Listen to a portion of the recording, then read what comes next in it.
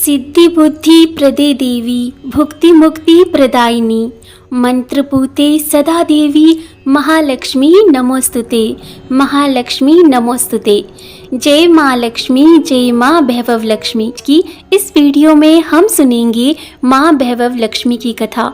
माँ भैभव लक्ष्मी सभी की मनोकामनाएं पूरी करती हैं और सब परिवार सभी के कष्टों को दूर करती हैं। तो आइए सुनते हैं माँ भैभव लक्ष्मी की व्रत कथा। एक नगर था। उस नगर में श्यामलाल और उसकी पत्नी सुशीला अपने 2 बच्चों के साथ आराम से जीवन व्यतीत कर रहे थे। पति पत्नी दोनों ही धार्मिक थे। वे दोनों प्रतिदिन लक्ष्मी नारायण मंदिर में जाते और भक्ति भाव से भगवान विष्णु और महालक्ष्मी की पूजा आराधना करते थे। उनके घर में सभी प्रकार के सुख थे। नगर के लोग श्यामलाल और सुशीला को आदर्श मानते थे और उनकी ईमानदारी तथा भक्ति की प्रशंसा करते थे।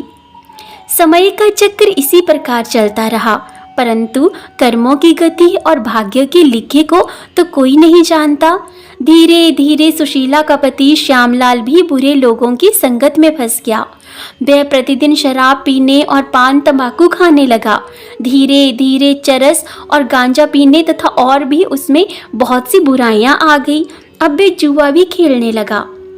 नशे की तरंग में दिन भर जल्दी से जल्दी करोड़पति बनने के सपने देखता रहता।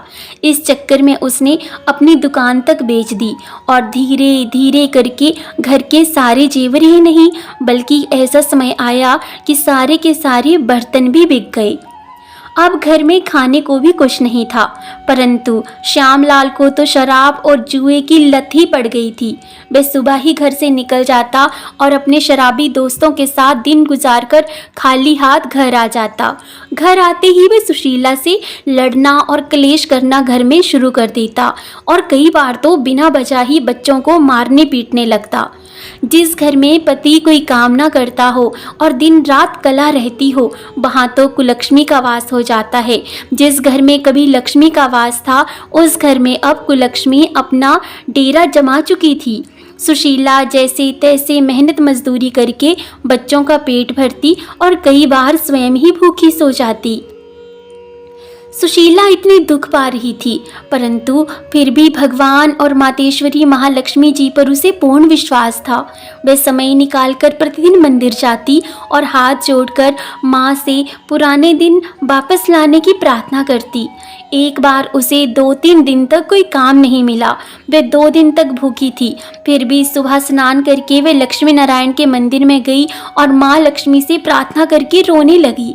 उसने रोते हुए ना तो अपने पति की बुराई की और ना ही भगवान को कोई दोष दिया। रो रो कर बस यही कहती रही कि हे माँ, आप मुझे मेरे कौन से जन्म की सज़ा दे रही हैं माँ। बच्चों का भूखा रहना मुझसे नहीं देखा जाता। अब तो कुछ उपाय बतला दो माँ, अब मैं क्या करूँ।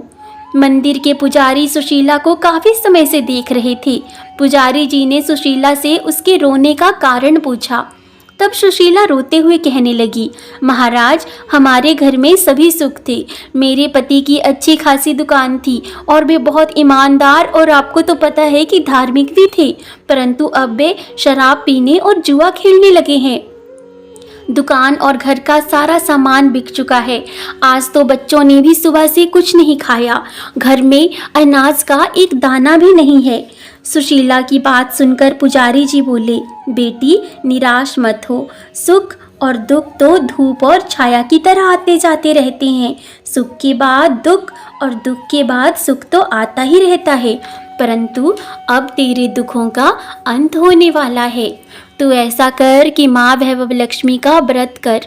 मातेश्वरी भैभव लक्ष्मी धन धान्य योग्य संतान और मान सम्मान प्रदान करने वाली माँ है। वे करुणा और दया की साक्षात मूर्ति हैं। तू 11, 21 अथवा 51 शुक्रवारों तक माँ लक्ष्मी का व्रत कर। उनकी कृपा होते ही देखना सब कुछ पहले की तरह सही हो जाएगा। माँ तुझ पर अवश्य ही कृपा करेंगी। पुजारी जी के वचन सुनकर सुशीला को थोड़ा हौसला मिला। वे हाथ जोड़कर पुजारी जी से बोली किंतु महाराज, आपका कथन तो सत्य है, पर मुझे तो व्रत के विषय में कुछ भी नहीं पता, तो मैं किस तरह से इस व्रत को कर सकती हूँ। सुशीला की भक्ति भावना और श्रद्धा देखकर पुजारी जी ने सुशीला को संपूर्ण शास्त्रोक्त विधान बतलाया। पुजारी जी कहने लगे, बेटी, मातेश्वरी वैभव लक्ष्मी का ये व्रत और पूजन प्रत्येक शुक्रवार को किया जाता है। सर्वप्रथम जितने शुक्रवारों तक ये व्रत करना हो, उसका संकल्प लेकर माँ वैभव लक्ष्मी को मन ही मन प्रणाम करें। स्नान आदि से निवृत्त होकर स्वच्छ धवल वस्त्र पहनकर पूर्व दिशा की ओर मुंह करें और आसन पर बैठें। सामने एक चौकी पर चावल की एक ढेरी लगाकर उस पर पानी से भरा कलश स्थापित करें। ये कलश तांबे अथवा मिट्टी का होना चाहिए। कलश को कटोरी से ढक दें और उस कटोरी में कोई भी स्वर्णाभूषण रखें। सोने का ना हो तो चांदी का आभूषण रखें, और अगर वह भी ना हो तो रुपए का सिक्का रखकर भी पूजा की जाती है। पूजा की विधि बतलाते हुए पुजारी जी ने आगे कहा, बेटी, तुम धन प्राप्ति और पति को सुधारने के लिए ये व्रत कर रही हो, तो मातेश्वरी से प्रार्थना करना कि हे जगत माता, मैंने आपसे आज दिन तक कुछ नहीं मांगा, परंतु माँ, आज मैं मांगने पर मजबूर हो गई हूँ। आज पहली बार मैं आपके समक्ष अपने घर की खुशहाली मांग रही हूँ। माँ, मुझे धनवान बनने की कोई लालसा नहीं है, परंतु फिर भी मुझे जीने के लिए धन की ज़रूरत है, जिससे कि मेरे बच्चे अन्न ग्रहण कर सकें। मेरे बिगड़े हुए पति को फिर से सही रास्ता दिखा दो माँ, उनमें फिर से सुधार करो। पुजारी जी आगे कहने लगे, पुत्री, जिसे संतान की कामना हो वे संतान के लिए, और जो अन्य कार्यों का इच्छुक अपने कार्य की सिद्धि के लिए मातेश्वरी से प्रार्थना करे।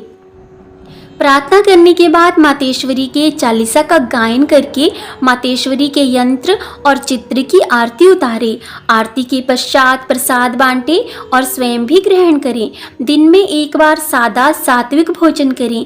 इस प्रकार शास्त्रोक्त विधि से व्रत करने वालों की सभी मनोकामनाओं को माँ वैभव लक्ष्मी शीघ्र अतिशीघ्र पूर्ण कर देती हैं।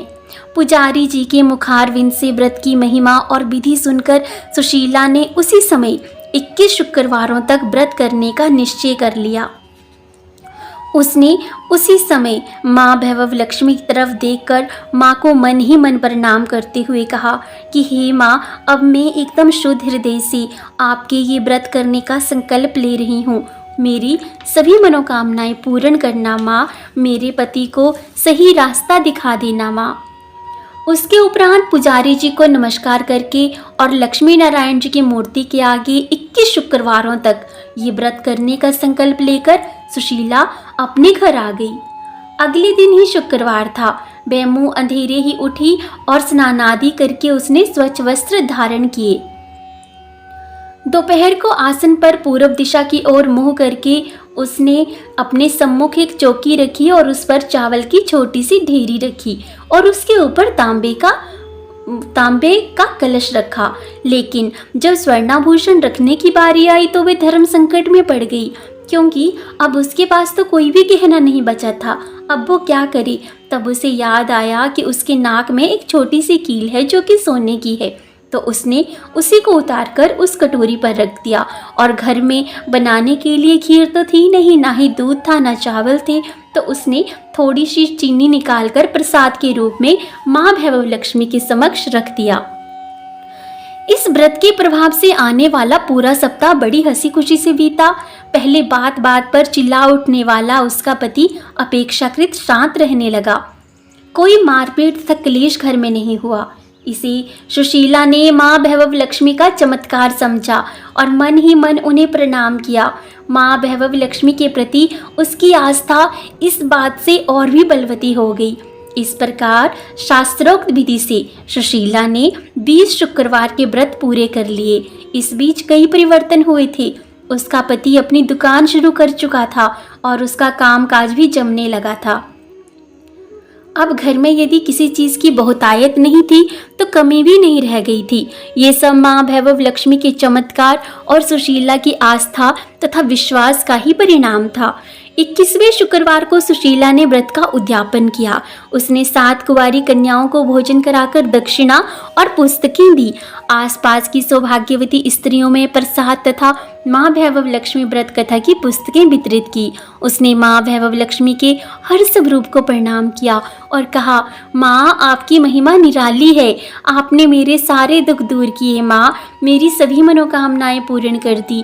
मेरा उजड़ा घर फिर से बस गया माँ, मेरे लिए तो बिल्कुल ही एक नई जीवन की तरह है। मैं आजीवन आपकी पूजा अर्चना करूंगी और दूसरों को भी आपकी महिमा से अवगत कराकर वैभव लक्ष्मी के व्रत रखने के लिए प्रेरित करूंगी। उद्यापन वाले दिन सुशीला अपने पति श्यामलाल के साथ प्रसाद और वैभव लक्ष्मी व्रत कथा की 51 प्रतियां लेकर मंदिर गई। उन्होंने पुजारी जी को प्रणाम करके अपने दिन फिरने की बात बतलाई। तब पुजारी जी ने कहा, बच्चों ये सभी तो माँ वैभव लक्ष्मी का चमत्कार है। माँ वैभव लक्ष्मी की अपार कृपा से ही ये संभव हुआ है।